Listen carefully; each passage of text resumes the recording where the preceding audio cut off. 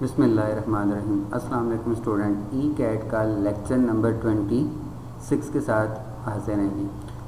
इसमें हम first year की बुक का चैप्टर नंबर 6 करेंगे, जो कि एक्सरसाइज 6.6 से 6.11 तक का होगा जी। ठीक है ना। तो मोस्ट इम्पोर्टेंट पार्ट है ये भी। ठीक है, चलिए इसमें हमने पहले टॉपिक डिस्कस करना है ज्योमेट्रिक सीक्वेंस। ज्योमेट्रिक सीक्वेंस क्या थी कि ऐसी सीक्वेंस जिसमें कंसेक्यूटिव टर्म्स के दरमियान रेशो सेम हुआ करती थी। ठीक है ना। ऐसी सीक्वेंस जिसमें कंसेक्यूटिव टर्म्स की रेशो सेम हुआ करती थी, उस सीक्वेंस को हम ज्योमेट्रिक सीक्वेंस कहा करते थे। जैसे कि MCQ नंबर 1 हमारे पास है, क्या है, कहते जी a sequence in which any term divided by its immediate previous term gives a constant is called. ठीक है जी।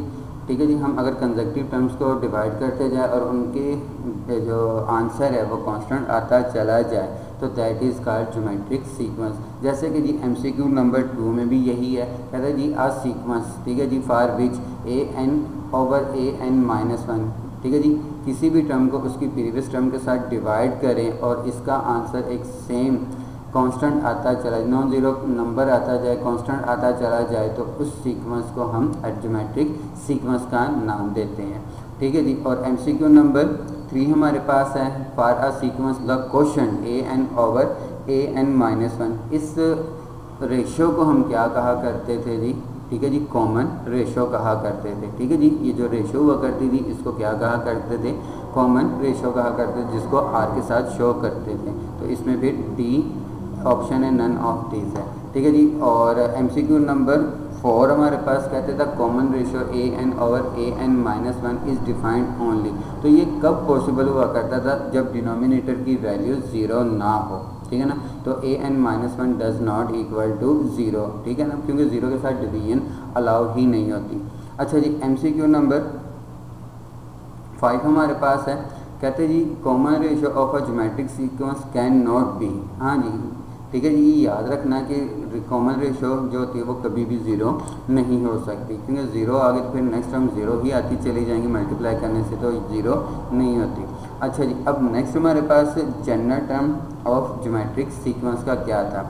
ठीक है जी, कहते जी if A is the first term, R is the common ratio और and an nth term of GP, then an का क्या फार्मूला था? यानी जनरल टर्म या लास्ट टर्म, ठीक है, या nth टर्म का क्या फार्मूला था GP के लिए? ये था जी AR⁻n-1 था। A क्या है?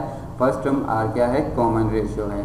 ठीक है जी। इसी तरह MCQ नंबर 7 में हमसे पूछा हुआ है, कहता है जी if A and R are the first term and common ratio, ठीक है जी, ऑफ GP, ठीक है जी, कॉमन रेशो ऑफ GP, ठीक है जी, respectively, then its n+1 term is, ठीक है जी, इसकी, ठीक है जी, n+1 टर्म क्या होगी? तो क्या इसके लिए फार्मूला होगा? ये मेरे पास फार्मूला, तो n की जगह आपने क्या पुट करना है? n+1। तो n+1 यानी +1 और -1 क्या होगा? कैंसिल हो जाएगा। तो आपके पास क्या आंसर आ जाएगा? AR⁻n आ जाएगा। ओके जी, तो ये आप लोगों ने याद रखना है। अब मज़ीद MCQ नंबर अगर हम 8 देखें तो हमारे पास क्या है? कहते हैं जी if A is equal to कितना है?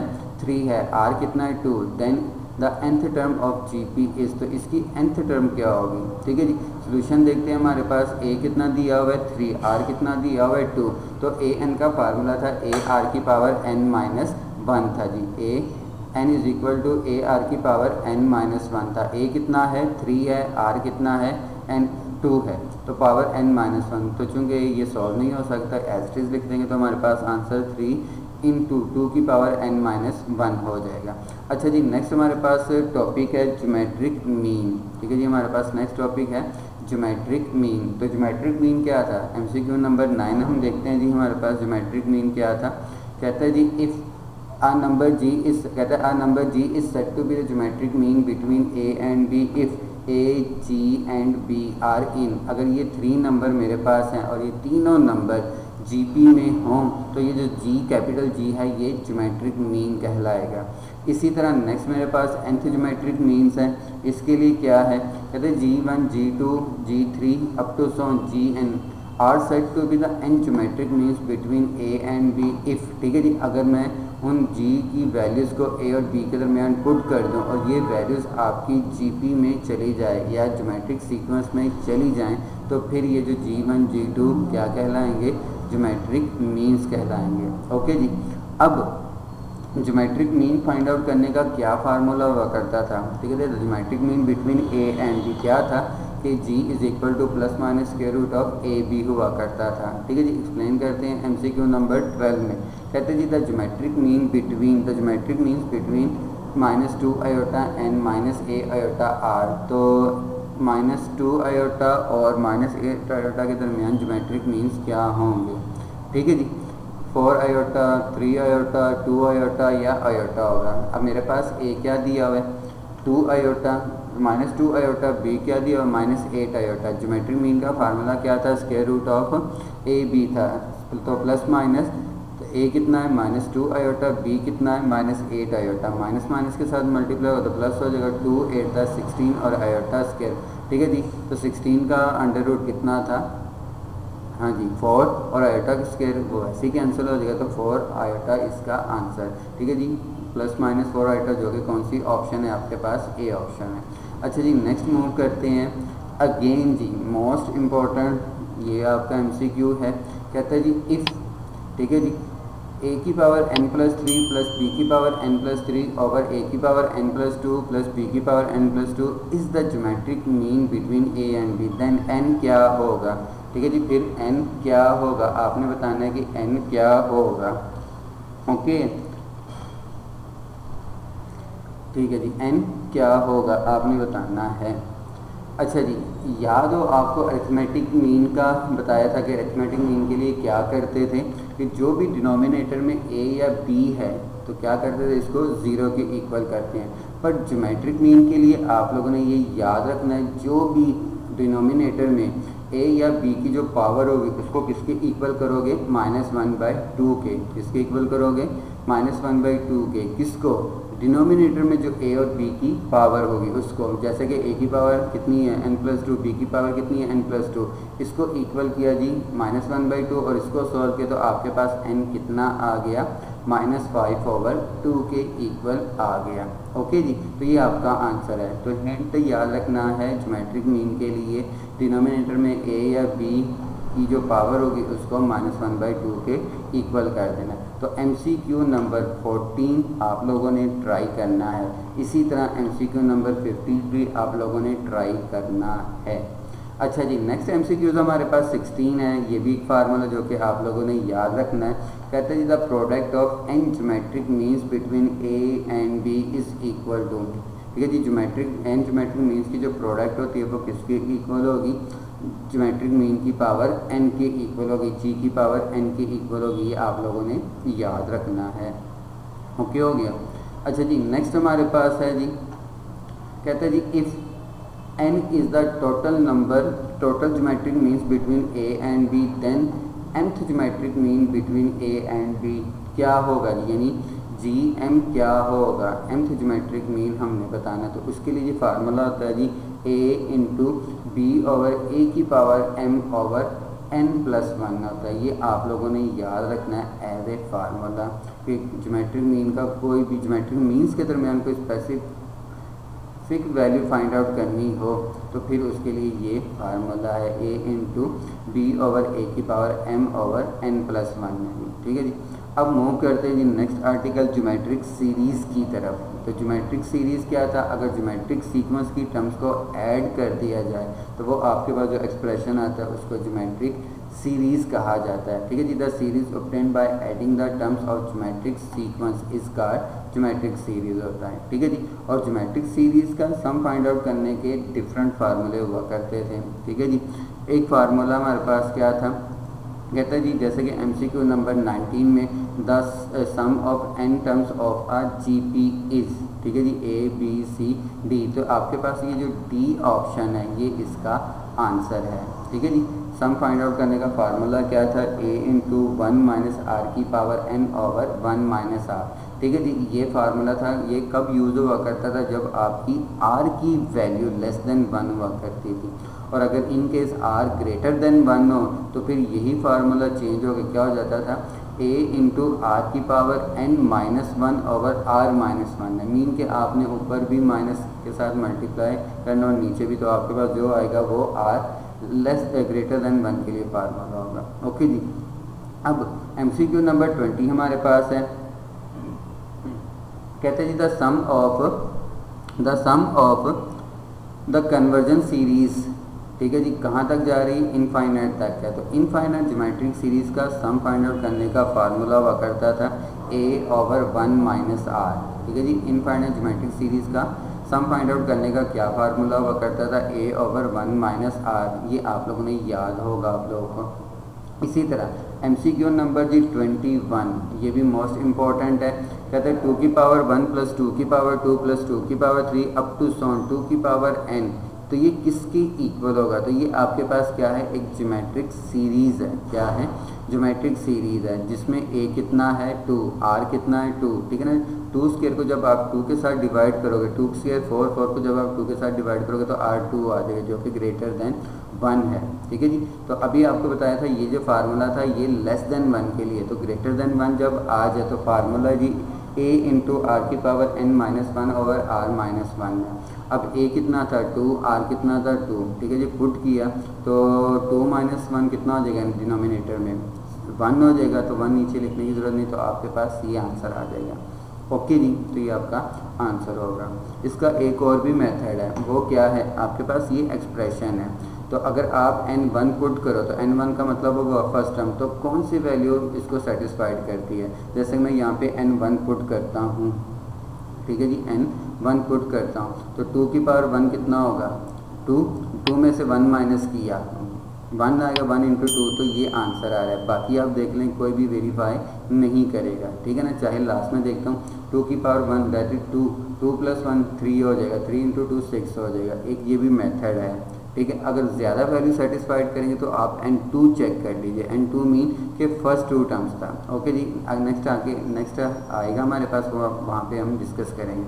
अच्छा जी, अब नेक्स्ट, ठीक है जी, मोस्ट इंपॉर्टेंट ये भी MCQ है। कहते हैं if y is equal to this then the interval of convergence is, तो इसका इंटरवल ऑफ कन्वर्जेंस क्या होता है जी, ठीक है जी, ABCD। आप लोगों ने ये याद रखना है, द इंटरवल ऑफ कन्वर्जेंस क्या होता है जी, R मॉडुलस लेस देन 1 या -1 less than R less than 1 होता है, ठीक है जी। ये इंटरवल ऑफ कन्वर्जेंस का फार्मूला है। आप लोगों ने क्या करना है, जस्ट R फाइंड आउट करना है। R कैसे फाइंड आउट करते थे कि सेकंड वैल्यू को फर्स्ट वैल्यू के साथ डिवाइड करना है। तो किया तो आपके पास R की वैल्यू कितनी आ गई 2x/3। तो इंटरवल ऑफ कन्वर्जेंस ये था, इसमें R की वैल्यू पुट की, पहले 3 के साथ मल्टीप्लाई किया तो -3 less than 2x less than 1 आ जाएगा, फिर 2 के साथ डिवाइड करेंगे तो आपके पास ये आंसर आ जाएगा जो कि D ऑप्शन है।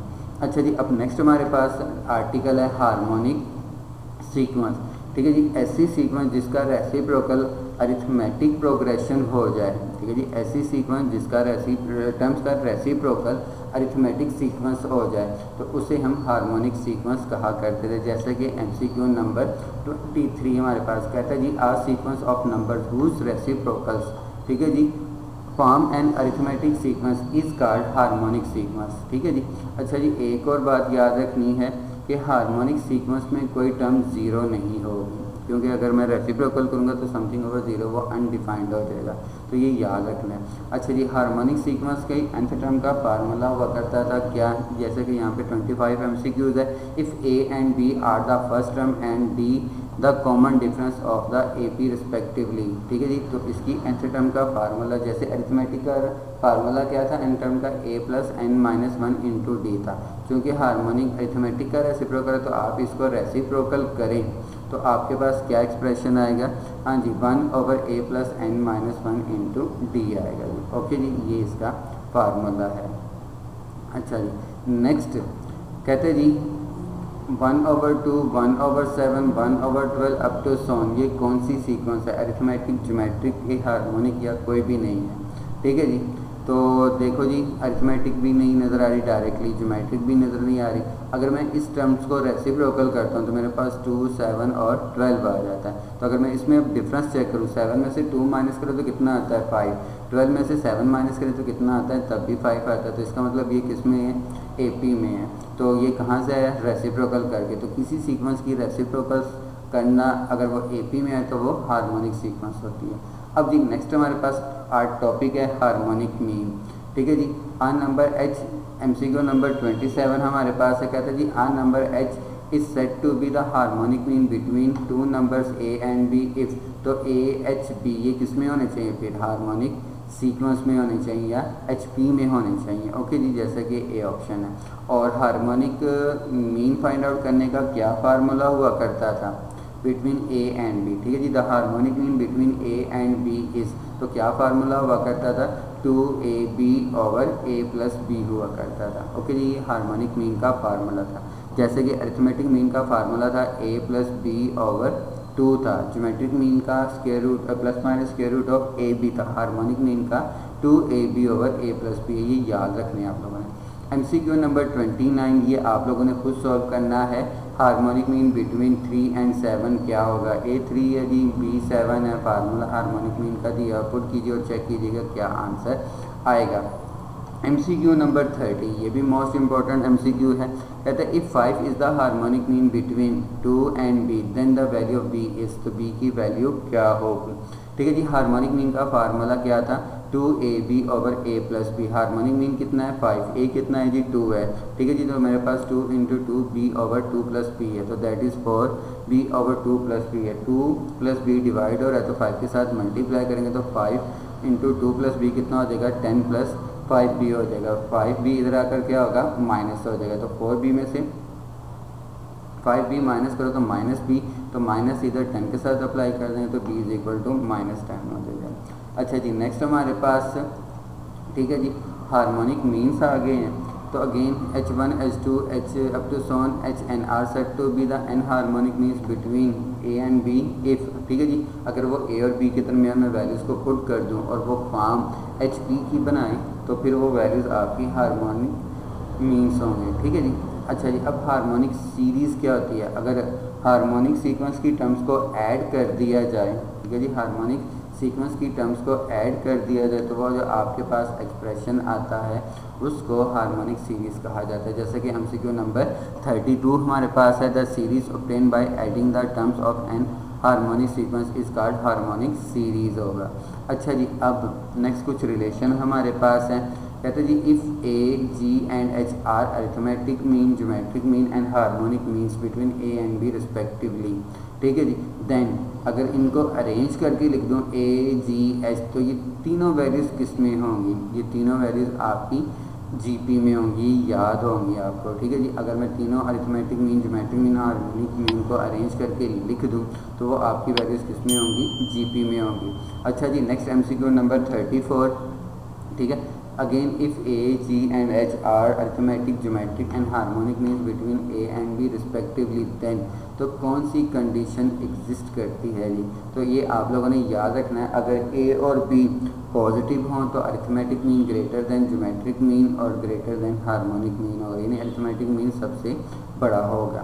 और अगर वैल्यूज़ नेगेटिव हो जाए, जैसे कि MCQ नंबर 35 में हमारे पास, ठीक है जी, कहते हैं if A, G and H are arithmetic, geometric and harmonic means between negative numbers A and B respectively then, तो फिर क्या होगा, ये ऑर्डर रिवर्स हो जाएगा, यानी A is less than G is less than harmonic mean हो जाएगा। ठीक है, जैसे कि A ऑप्शन।